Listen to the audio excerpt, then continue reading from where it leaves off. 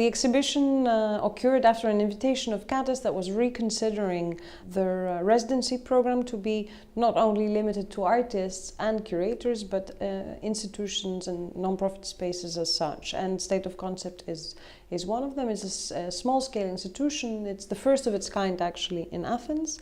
We've been running since early 2013. Our program is mostly 4 exhibitions every year, so it is also very similar in terms of pace as Kadist as well. So the title of the exhibition is State in Concept, which plays very much with the name of the actual institution, which is State of Concept. I was always very much interested into the notion of the nation state. It's kind of like a common thread in my an institutional power in my curatorial research. Of course, when another institution invites you to kind of reconfigure and look into the 4-year trajectory that you have had, this was the common thread, like this notion of the state. And I was at the time reading a book, State and Politics, that was looking into the theories of Deleuze and Guattari, 2 French theoreticians. I really picked up on this notion of the Urstaat, which in fact is kind of like an erotic psychological condition of the state itself, that always it reconfigures itself, it announces itself, it self-presupposes its existence, but always referencing a past version of the state. Of course, I wanted to look into kind of the visual representation of that and of what a state would be. So the first work is the work of Jonas Staal and Laure Prouvost. Both artists had solo exhibitions with me in 2016. April 2016 was Laure, and afterwards was Jonas. So it's really interesting how the work came about, because it came about also very much into this whole kind of questioning that we have about the European Union, which is a supra-state, again, with common laws. So it's kind of like a bigger umbrella of smaller states. They were at a conference in Belgium of artists thinking about the future of Europe, which was very interesting, which, I mean, for them was not very successful because it included speakers only from Northern Europe, whereas they were talking about financial crisis and the South. So they started discussing of what would a parliament be. Of course, Jonas's practices very much are creating temporary parliaments for political minorities, I would say, or political subjectivities such as the Kurdish movement, the Filipino Communist Party. He works with Palestinians, and they, in fact, in some countries, they're even considered terrorist organizations. So he brings in organizations in these parliamentary structures and creates a 3 or 4 days assemblies where, I mean, you have intense political speech and discourse arriving, which is something that we lack very much in our current parliaments, I would say. They're much more kind of decorative. Then you have Laure that is very much tapping on this non-human or abstraction of humanity. And so they were there in that conference. They were discussing what would a parliament that they would both create be, and they said it would be an obscure parliament. So the first work in the first room is the obscure parliament, which of course Laure kind of changed the wording of it because it's very much in her practice to break and dilute language, which I think is also extremely interesting if you look at it into the European context. So it's the obscur parlement. So it's a mixture of English and French, in fact. So it's like a twist of the tongue. So this parliament, in fact, is creating an environment for the non-human, for the hidden human. For me also, it's very much a representation of the other as well, as we see it, because we do see the other as non-human, as a marginalized second-rate human that is not fully human. Let's put it this way. So I think it has very much kind of a subtle commentary on that as well. So you see the plants in the exhibition actually occupying a seat of the parliament. You see a huge tongue, which for me again is very much a great reference in terms of language and what are the lingua francas that dominate Europe as well. What kind of language is used in parliaments, and how kind of structured and dead it is. And if you look at that in terms of our current realities, the Anthropocene, and what the future of politics might be, which would include very much the obscure, non-human, after the Anthropocene, what would happen? I think it's a very, very interesting blend, because you have from one side one artist, which is Jonas, looking at the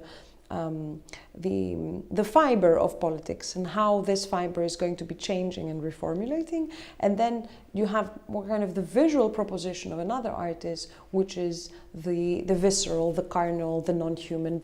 I would say that her work is deeply political as well, but in a very, very subtle way. So you see Laure appropriating kind of stereotypes very much. She plays a lot with kind of stereotypes that we have for the other, whatever the other is that is not us. But she also visualizes this obscurity of the future and what we will have after. So you have a tongue that is a protagonist, that is a part of the human body, but maybe in 100 years would be an entity by itself. You have plants that have their own kind of living. You have the drawings, of course, that is a bum, that is breasts, that have their own voice, that have their own personality. You have a video work of hers from 2006, if I'm not mistaken, it's from 2006. It's an older piece that is kind of a trademark of her work, of referencing through kind of whispering and text this this entity that does not have a gender, that does not have a race, because you cannot see a face, you cannot see everything. But for me also it's a representation of something that is yet to come.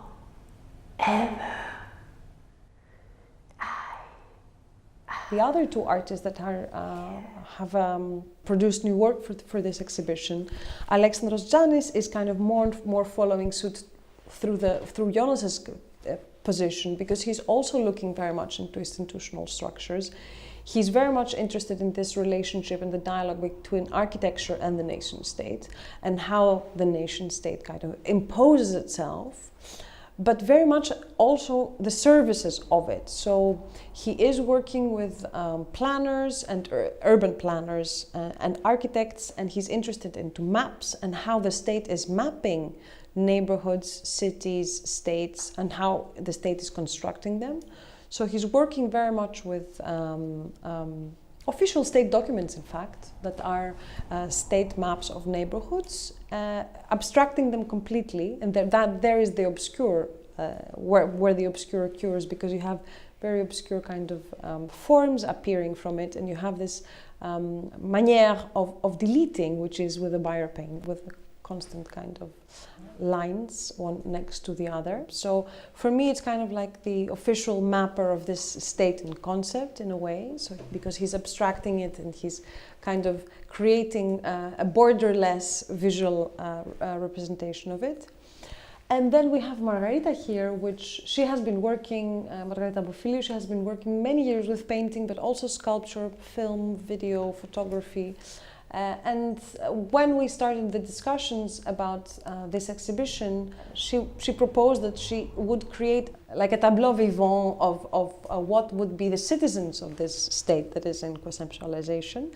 She has used a lot of digital language, but in absolute relation also to Laure, which I find extremely interesting, is these like part characters that do not, I mean, you see a face but you don't see a body, or you might see a hand but you don't see a body.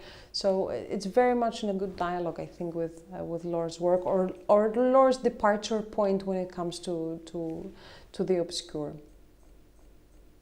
And I want to link that with the works that we are seeing in the second room, which is 2 chapters of works from artists that had solo exhibitions with us. So the first is The Obscure State, and is focusing more on institutional power through the position of the citizen, but also through the kind of more abstract position of the state of what it be. So you have The Dent, which is a film from 2014 by Basim Magdy, which is an Egyptian artist. And the film describes a city Again, this is what I'm very interested in Basim's work, because it's footage from several cities throughout the globe. He doesn't want to give kind of an identity of the city. It is a city that could be any city. So it is the city where the citizens want to host the Olympic Games.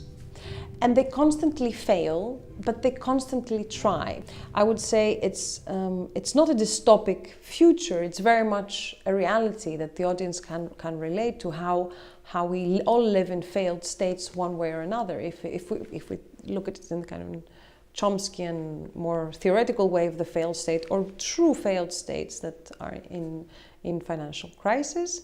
And then you have Chao Fei, which is a Chinese artist that is addressing again the city, which I would say is very much the representation of the state in a micro scale. And you have a dystopic scenario of how a city can become a chaotic, extremely violent environment, but then again, you do see parts of your present in it.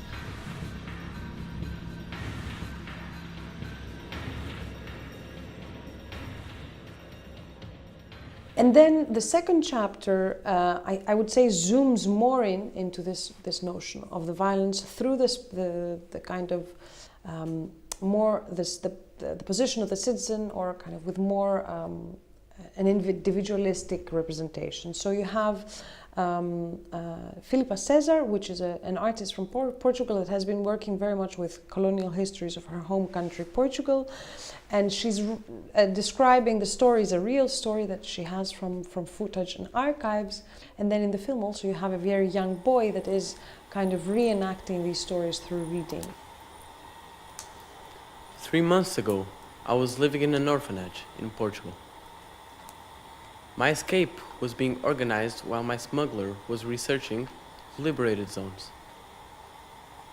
Up to 14 hours a day, walking.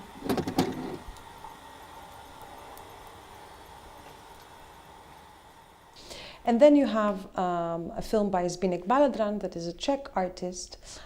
So he's very, very directly addressing violence and how we live with violence through language and through all these institutional powers that make us very angry and frustrated because we have to fit into these structures. But he is proposing that through childhood. And lastly, you have Keren Cytter, which is an Israeli artist living in New York, and it's an older work of hers that we actually never have shown in State of Concept in Athens. That very much references, I would say, the beginning, the origin of everything, which is the couple, and what the couple. There are a lot of theories about the dictatorship of the couple and that you have to be in a couple in this society. And I mean, you can, of course, find extremely obvious references to violence, to feminism, to inequality in terms of sexes, patriarchy in general, and how patriarchy represents the state on one side. But also, I would say, this very contemporary, as I said before, this kind of dictatorship of the couple that you are accepted in certain parts of society if you are a couple, and you are a little bit of the other and the pariah if you're not, which is also a really interesting comment for me.